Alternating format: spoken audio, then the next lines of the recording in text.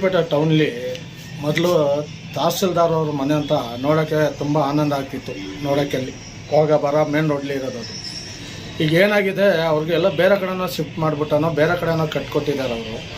ಇಲ್ಲಿ ಏನಪ್ಪ ಅಂದರೆ ಕಸ ಅಲ್ಲಿ ಉಚ್ಚುವ ಜಾಗ, ಆಮೇಲೆ ಕಸ ಕಡ್ಡಿ ಎಲ್ಲ ಆಗಿ ಪಾಲ್ಮನೆ ಥರ ಆಗಿಬಿಟ್ಟೈತೆ. ಅದಕ್ಕೆ ಅಧಿಕಾರಿಗಳು ದಯವಿಟ್ಟು ಯಾರದಕ್ಕೆ ಸಂಬಂಧಪಟ್ಟವರು ಅಧಿಕಾರಿಗಳು ಏನಿದ್ರು ಬಂದು ಒಂದು ಸ್ವಲ್ಪ ಗಿಡ ಅದು ಕಟ್ ಮಾಡಿ ಅದಕ್ಕೆ ಸುಣ್ಣ ಬಣ್ಣ ಎಲ್ಲ ಒರೆಸಿ ಬೇರೆ ಯಾರಿಗಾದ್ರೂ ಕೊಡ್ಬೋದಲ್ಲ, ಗೌರ್ಮೆಂಟ್ ಕೆಲಸವ್ರಿಗೆ ಕೊಡ್ಬೋದಲ್ಲ.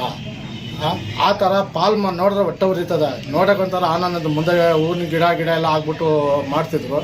ಈಗ ಕಡ್ಡಿ ಬಿದ್ದಿದೆ ಆ ಜಾಗದಲ್ಲಿ, ಹೊಟ್ಟೆ ಉರಿತದೆ ನೋಡೋಕ್ಕೆ. ದಯವಿಟ್ಟು ಇದಕ್ಕೆ ಅಧಿಕಾರಿಗಳು ಸಂಬಂಧಪಟ್ಟವರು ಯಾರಿದ್ರು